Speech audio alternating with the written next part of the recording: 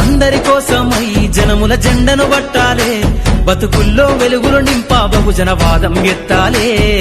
ఎదిగే బిడ్డల చూసి పేదల పొద్దును దలువాలే, ప్రజల దండును గట్టి ఉద్యమ కాగడనెత్తాలే.